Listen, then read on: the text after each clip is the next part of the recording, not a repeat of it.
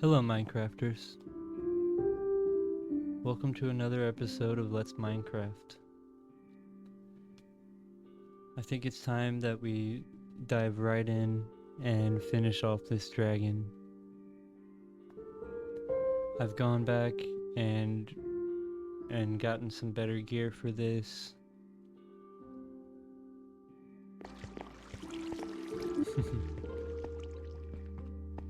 Yeah, if you haven't watched it yet, go and watch episode 1. Part 1 of this. I think it will be episode 22. Yeah.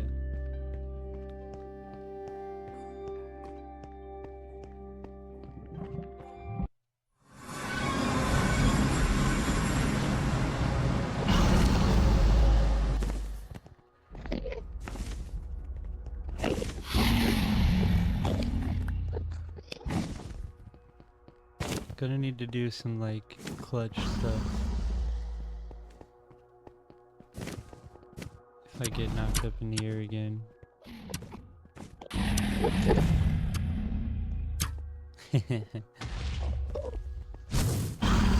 First try.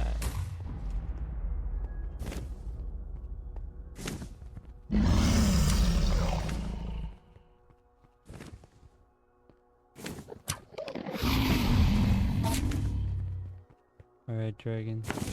I hope you're ready to eat arrows. I'm just kidding. I mean,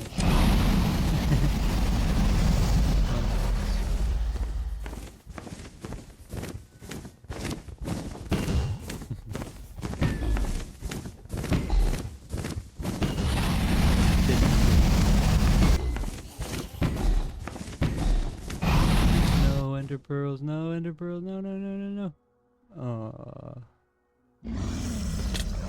No matter. I have more provision ready.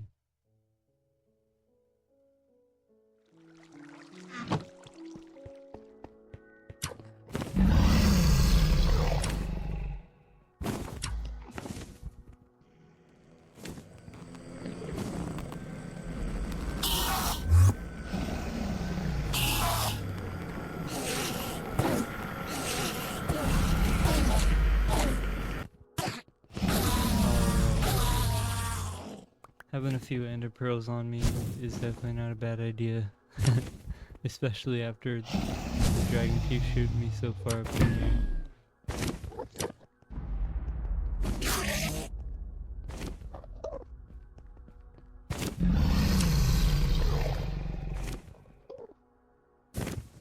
I must have been having really good luck the last couple times I fought the dragon over the years.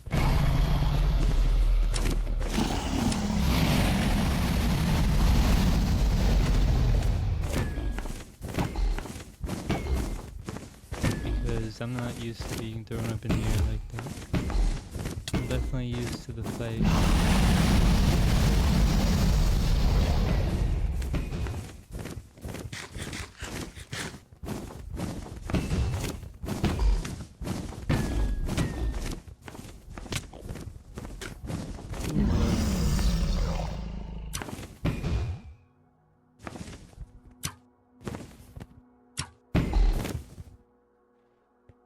Pinging him.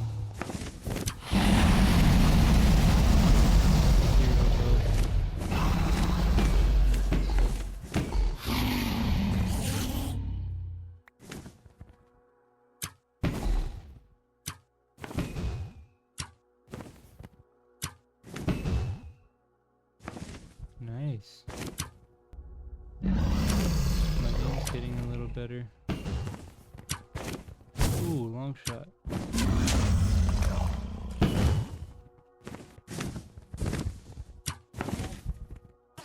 Going down, dragon.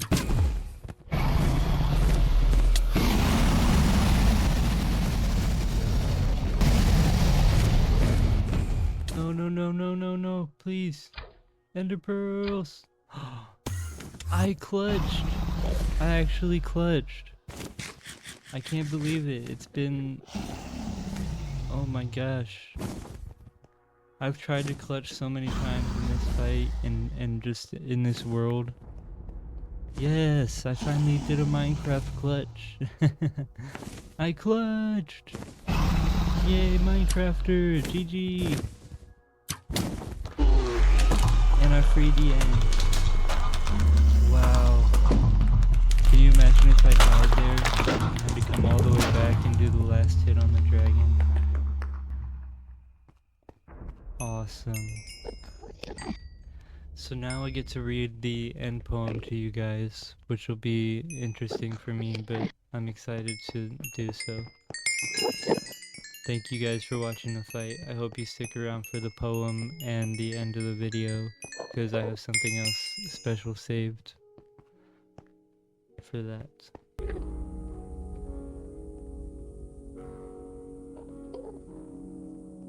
The classic Minecraft music playing in the background.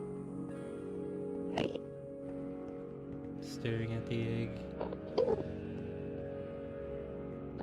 I don't think I'm gonna bring that back this time.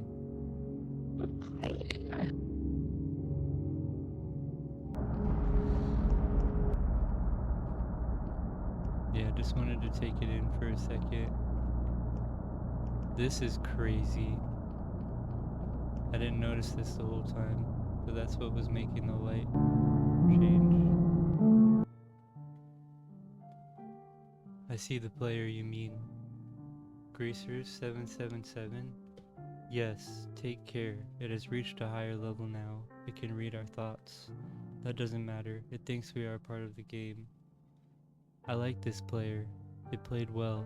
It did not give up. It is reading our thoughts, as though they were words on a screen. That is how it chooses to imagine many things, when it is deep in the dream of a game. Words make a wonderful interface, very flexible, and less terrifying than staring at the reality behind the screen. They use their voices. Before players could read, back in the days when those who did not play called the players witches and warlocks, and players dreamed they flew through the air on sticks powered by demons. What did this player dream? This player dreamed of sunlight and trees, of fire and water. It dreamed it created, and it dreamed it destroyed. It dreamed it hunted, and was hunted. It dreamed of shelter. Ha! The original interface, 1,000,000 years old, and it still works. But what true structure did this player create in the reality behind the screen? It worked with 1,000,000 others to sculpt a true world in a fold of the and created a for in the. It cannot read that thought. No, it has not yet achieved the highest level that it must achieve in the long dream of life, not the short dream of a game. Does it know that we love it? That the universe is kind? Sometimes, through the noise of its thoughts, it hears the universe, yes. But there are times it is sad in the long dream. It creates worlds that have no summer, and it shivers under a black sun. And it takes its sad creation for reality. To cure it of sorrow would destroy it. The sorrow is part of its own private task. We cannot interfere.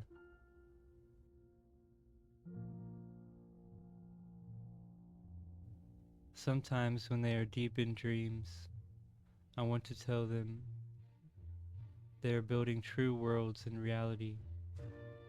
Sometimes I want to tell them of their importance to the universe. Sometimes when they have not yet made a true connection in a while, I want to help them speak the word they fear. It reads our thoughts. Sometimes I do not care. Sometimes I wish to tell them this world you take for the truth is merely, and I wish to tell them that they are They see so little of reality in their long dream, and yet they play the game.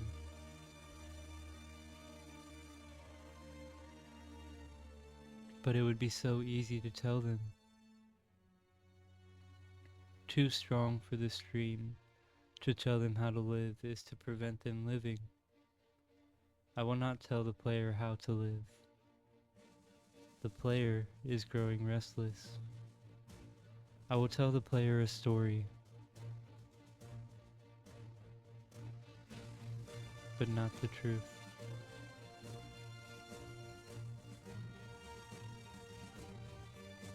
No, a story that contains the truth safely in a cage of words, not the naked truth that can burn over any distance. Give it a body again. Yes. Player. Use its name.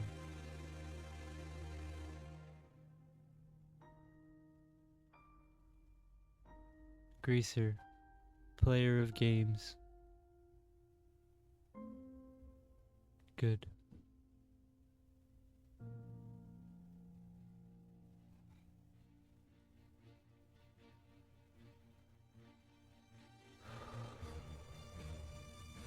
Take a breath now.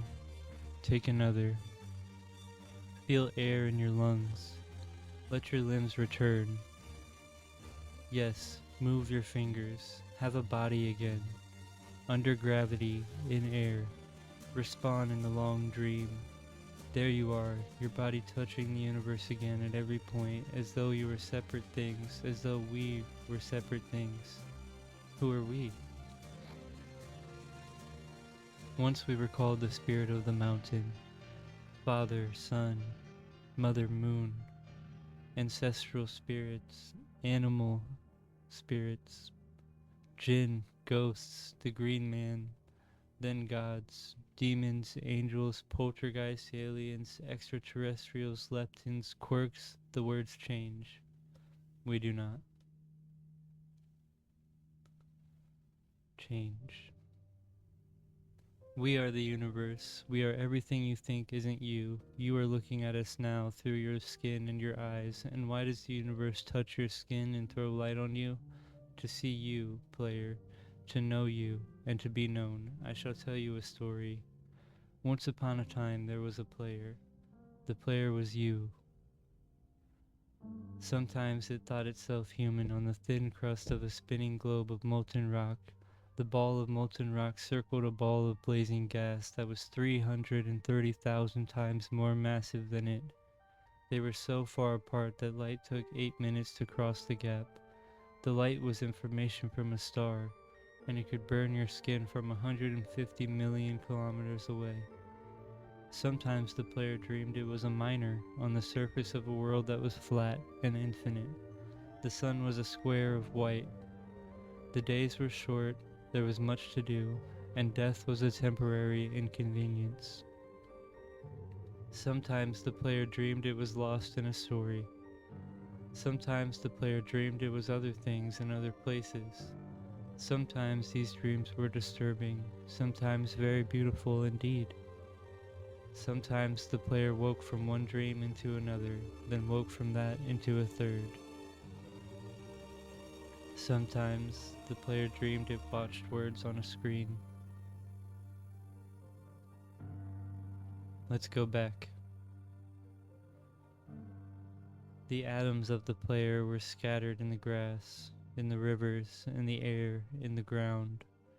A woman gathered the atoms. She drank and ate and inhaled, and the woman assembled the player in her body. And the player awoke from the warm, dark world of its mother's body into the long dream.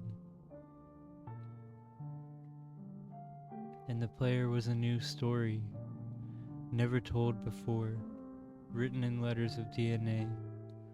And the player was a new program, never run before, generated by a source code 1 billion years old. And the player was a new human, never alive before, made from nothing but milk and love. You are the player, the story, the program, the human, made from nothing but milk and love. Let's go further back.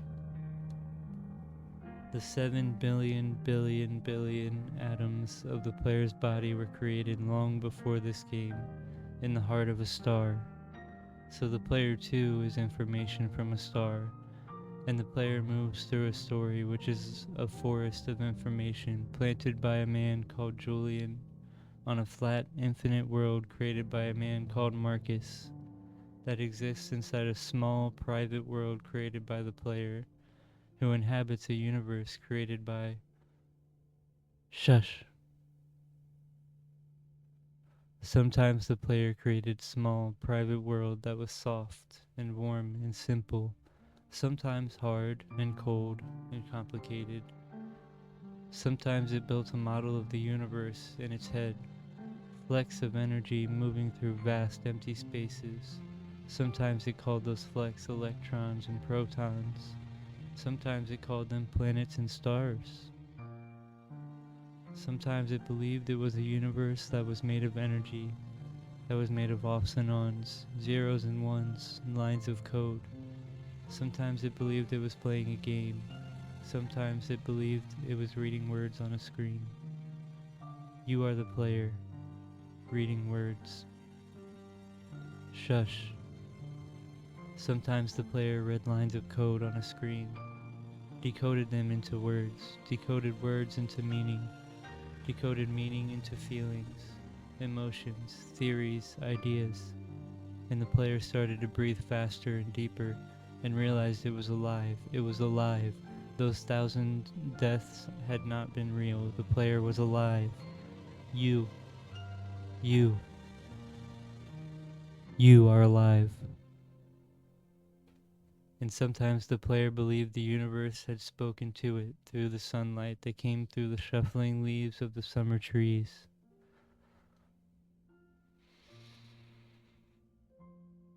And sometimes the player believed the universe had spoken to it through the light that fell from the crisp night sky of winter, where a fleck of light in the corner of the player's eye might be a star 1,000,000 times as massive as the sun, boiling its planets to plasma in order to be visible for a moment to the player. Walking home at the far side of the universe, suddenly smelling food, almost at the familiar door, about to dream again. And sometimes the player believed the universe had spoken to it through zeros and ones, through the electricity of the world, through the scrolling words on a screen at the end of a dream. And the universe said, "I love you." And the universe said, "You have played the game well." And the universe said, "Everything you need is within you." And the universe said, "You are stronger than you know."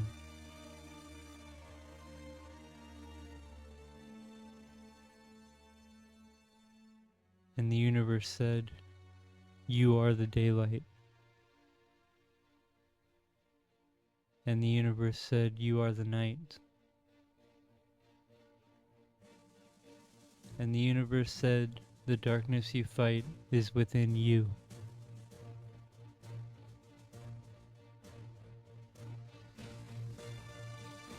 And the universe said, "The light you seek is within you."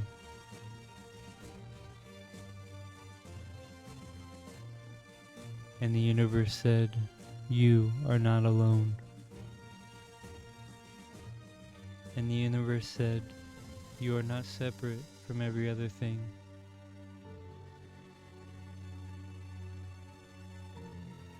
And the universe said, "You are the universe, tasting itself, talking to itself, reading its own code." And the universe said, "I love you because you are love." And the game was over, and the player woke up from the dream. And the player began a new dream, and the player dreamed again, dreamed better. and the player was the universe, and the universe was love. You are the player. Wake up.